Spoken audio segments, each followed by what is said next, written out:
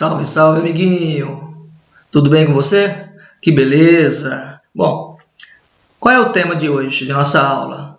Geopolítica no continente europeu, amiguinho. Esse é o nosso tema e para entendermos, nós vamos precisar fazer alguns recortes histórico, econômico, cultural e militar. Beleza? Então, bora para a aula. Europa, geopolítica. Então, primeiramente, nós vamos começar pelo recorte histórico, partindo do item civilização. Beleza? Bom, a gente sabe que o continente europeu tem uma pequena extensão territorial, e essa pequena extensão territorial contrasta com a sua importância histórica, cultural e econômica. A gente sabe que o continente europeu vai exercer por longos séculos uma hegemonia sobre o restante do mundo. E nesse continente vão se estabelecer vários povos, contribuindo para uma riqueza cultural. Um outro ponto em questão, diante desses vários povos que vão se estabelecer, vão construir uma diversidade cultural, é que o continente europeu é um dos berços da civilização mundial. Perfeito? Outro ponto a ser considerado, amiguinho, é o colonialismo. O continente europeu é o primeiro continente a se aventurar na sua expansão marítimo-comercial, chegando ao continente americano e exercendo aí o seu domínio através do colonialismo, através de uma expansão econômica, início do capitalismo comercial, de uma relação mercantilista e também através de uma prática escravagista. Isso tem que ficar muito claro para nós. O continente europeu também será berço do renascimento cultural, será berço das revoluções industriais e da Revolução Francesa, a Revolução Industrial em suas diferentes fases, e também da Revolução Francesa, uma revolução de aspecto econômico e outra de aspecto político-social. O espírito de liberdade, o caráter, a busca pelos ideais de liberdade são marcantes na Revolução Francesa. Liberdade, igualdade, fraternidade, que marcam o espírito da Revolução Francesa. Perfeito? O continente europeu também é berço do capitalismo. É justamente aí que o capitalismo nasce e se expande em suas diferentes fases.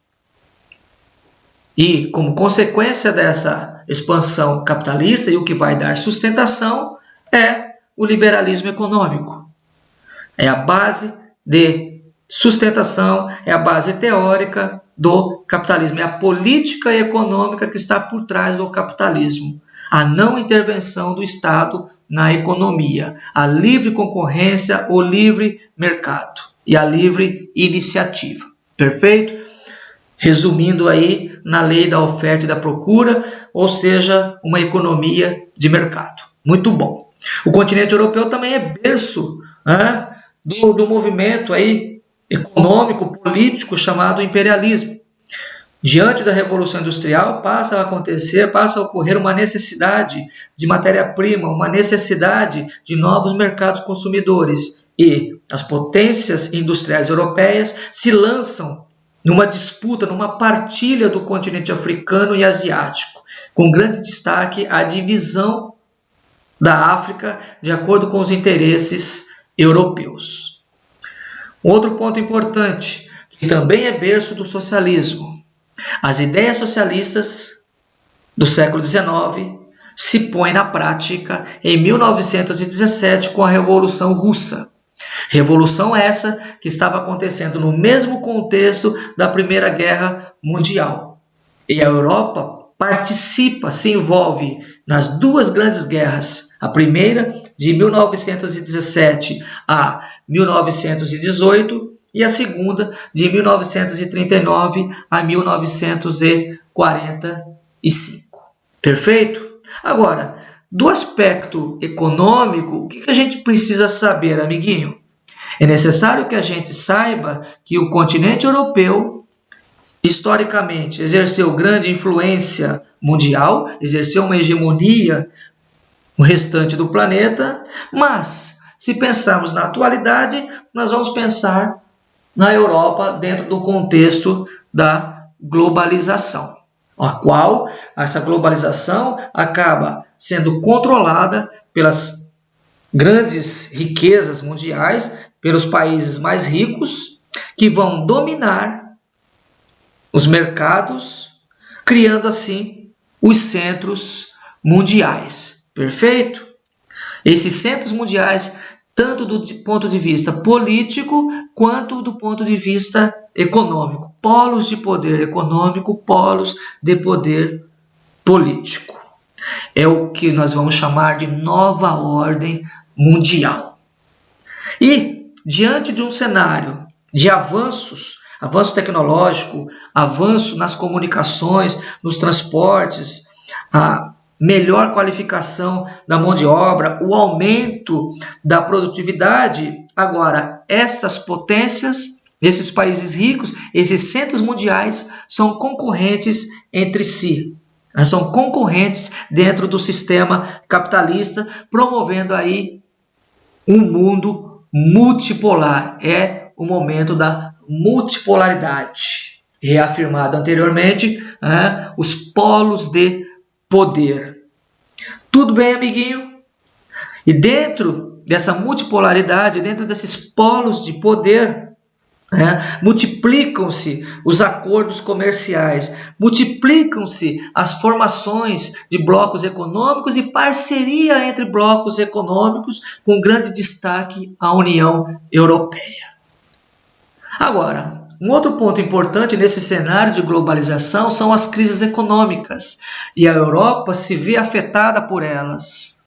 Em particular, uma que merece destaque, a crise de 2008, que acontece nos Estados Unidos, uma crise financeira, imobiliária, que se alastra por todo o mundo, derrubando bolsas de valores. E as nações europeias, diante desse quadro, e para tentar sanar essa crise, tiveram que abrir mão de investimentos do setor público. Abrir mão de investimentos no setor público acaba provocando recessão e crise no emprego, gerando aí o desemprego desenfreado, o que acaba por aumentar as rivalidades que estavam escondidas na União Europeia, desde a criação da União Europeia. Isso acaba ficando mais abalado diante da necessidade de atender ao desemprego e também envolvendo as questões imigratórias. Essas questões de recessão econômica, desemprego e imigração acaba abalando a ideia de prosperidade e de estabilidade do continente europeu. Essa insatisfação, essa possibilidade de instabilidade acaba permitindo o crescimento da ala conservadora na Europa, que busca aí rever os princípios de integração. Tudo bem? E esse quadro de conservadorismo, de instabilidade, de crescimento da ala conservadora fica mais exposta, fica mais evidente com a saída da Grã-Bretanha do bloco em 2016 através do plebiscito, o Brexit. Então esse quadro de recessão, desemprego, a saída do Brexit coloca a estabilidade, a prosperidade da Europa em xeque. Isso é um dado que você precisa ficar atento, amiguinho. O outro item é o aspecto cultural. E diante disso, desse item, desse recorte, é importante que a gente saiba que a Europa, como já vimos, berço de civilização, diversidade cultural, e essa diversidade cultural, essa marca do continente europeu, acaba se espalhando pelo mundo. desde o período colonial. A Europa apresenta inúmeros patrimônios históricos materiais e também ela vê surgir o Estado-nação, ok? Então, a diversidade cultural e o surgimento do Estado-nação, em substituição ao Estado absolutista. Agora, nós precisamos entender que o Estado-nação acabou agregando no mesmo território povos que são originários de uma mesma região, falam o mesmo idioma, têm os mesmos costumes, as mesmas histórias, tradições, ou seja, tem uma cultura em comum. É isso que vai caracterizar uma etnia. Agora, esses povos acabam sendo submetidos por povos de grande força política, de grande força militar. Então, eles acabaram se subordinando aos interesses desses outros povos, deixando claro que a sua representatividade, a representatividade desses povos, a independência, a autonomia, soberania ou até mesmo a escolha de nacionalidade acaba ficando no segundo plano. Que exemplos nós podemos dar desses povos que foram submetidos a outros, que reivindicam seus territórios, que reivindicam a sua cultura e que promovem ações separatistas? Então, nós podemos citar exemplo do povo basco, entre Espanha e França. Nós podemos citar o povo galego, a região da Galícia, entre Espanha e Portugal, dos lapões, Noruega e Suécia, dos holandeses de Flandres. Flandres é uma região ali na região da Bélgica, ou seja, entre Bélgica e Países Baixos. Da Irlanda do Norte, um povo católico que se contrasta com o domínio protestante britânico, do povo cigano que está espalhado pelo espaço europeu. Então, existem dentro da Europa inúmeros povos que não têm Estado. São nações sem pátria. E essas questões precisam urgentemente serem repensadas. Tranquilo? Então, esse é o cenário que aparece para nós no aspecto cultural. Uma diversidade de povos, o surgimento do Estado-nação, o domínio de povos sobre outros, que acabam motivando, estimulando movimentos separatistas. Tranquilinho? Outra questão, outro recorte, o recorte militar.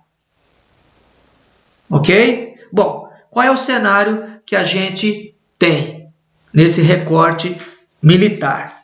Vamos partir do contexto da Guerra Fria, com a formação de blocos militares, como a OTAN e o Pacto de Varsóvia, a OTAN defendendo os interesses de seus países membros capitalistas e o Pacto de Varsóvia defendendo os interesses dos países socialistas.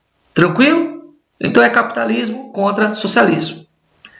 Com o fim da Guerra Fria, com o fim do bloco socialista, muitos países ex-socialistas migraram para essa organização, a OTAN, que busca no atual cenário combater o terrorismo e controlar os movimentos separatistas. E não podemos deixar de lado também, ok? A questão da Rússia, amiguinho. A Rússia ainda tem um papel importante no cenário mundial. Embora ela tenha perdido a sua influência na Europa após o esfacelamento da União Soviética, ela busca atualmente reconquistar essa área perdida, essa área de influência. Um exemplo disso é a reconquista da Península da Crimeia, mostrando ao mundo que ainda está viva. Perfeito? Busca ampliar a sua influência no espaço europeu. Amiguinho, é esse quadro que você precisa entender no contexto geopolítico. Pensar a Europa no contexto histórico, econômico, cultural e militar. Perfeito? Espero que você aproveite, que você tenha curtido essa nossa fala, fazendo uma análise bem geral da geopolítica no continente europeu. E até a próxima. Aquele abraço, sucesso, é nóis. Valeu, sucesso!